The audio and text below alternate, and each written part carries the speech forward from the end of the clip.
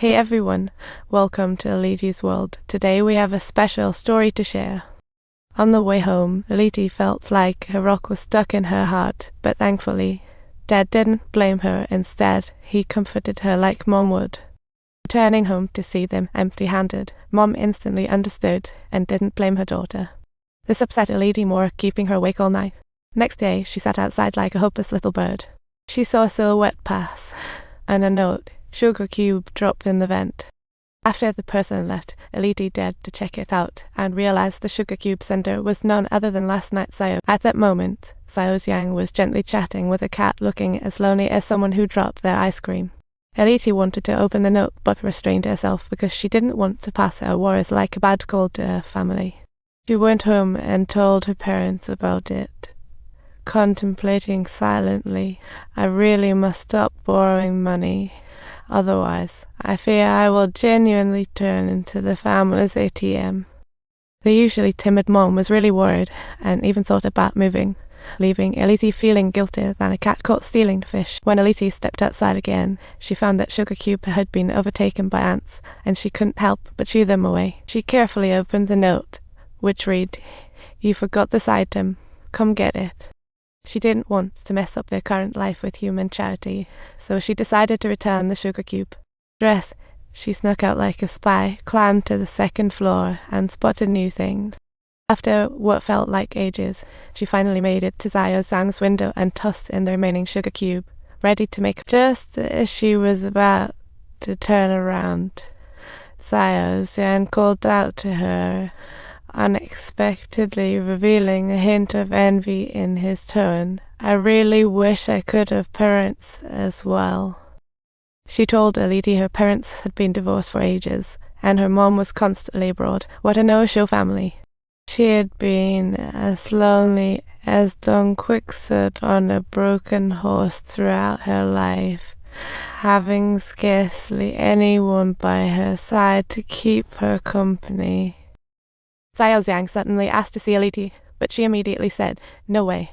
However, after Xiao Zhang insisted, her soft heart gave in, despite her inner thoughts saying, "What have I done?" Just as she was about to step out, a crow suddenly swooped down on her, sending her heart racing. Just when it seemed the crow would have her for lunch, Xiao Zhang swooped in, shielding her like a superhero. The loud noise attracted villainous Nania Chan, and Xiao Zhang quickly told Arrietty to hide. Chan clumsily booted the crow out the window with her slipper, and although confused, she left the room because Xiao Zhang managed to handle it. When Xiao Zhang checked her palm, she noticed Arrietty had already slipped away. Even though she had been saved, she was still on the way home. She ran into her dad looking for her, and when Arrietty thought she could handle this herself, it only led her family into trouble. Now even Dad was contemplating moving. What a case of having a home but not being able to live in it. Mom didn't want to leave but had to. Arrietty lay in bed, thoughts swirling. In the middle of the night, Grandma worried about Xiao Zhang and instructed Chen to shoo away crows and mice.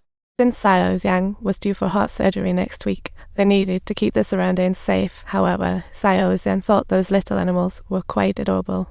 Xiao Zhang's kindness reminded Grandma of her daughter, and she told her that when her hen was little, it used to love those little toys and kept saying it. The family had indeed passed down tales of little people, and Grandma had even gone out of her way to make them a tiny house. Although the house was tiny, it was fully equipped with a living room, study, and restroom. Talk about cozy, especially the kitchen, where not only were the cooking utensils finely made, but the mini oven could work without a hitch. The next day, Xiao Zhang left some flower roots and a note in the vent, hoping to invite Arrietty to meet, but she waited forever without a sign. Until it finally started pouring, Xiao Zhang had no choice but to retreat to her room. So much for the saying, "No rain, no news." Meanwhile, Arrietty's dad accidentally got hurt while looking for a new place. Talk about giving yourself away. Right in front of him, a little person named Spiller caught his eye, and when he saw Arrietty, it was like he was seeing us. He had been worried that the little people were just his family, but now he learned that others lived elsewhere too. Arrietty brought his bow and arrow but couldn't draw it. Meanwhile, Spiller easily pulled it back, showing off super skills. Spiller's arrival brought a refreshing change to their lifestyle. though life outdoors was tough, at least they weren't living under someone else's roof. And in the end, Arrietty bid farewell to Spiller, watching him soar with the parachute, revealing her longing for freedom. The next day, Zio's youngest grandma left the house, and Zio shouted for Chan, checking if she was around, as if searching for some. Meanwhile, Mom worked with Arrietty to sew a bag, planning to use it for their move.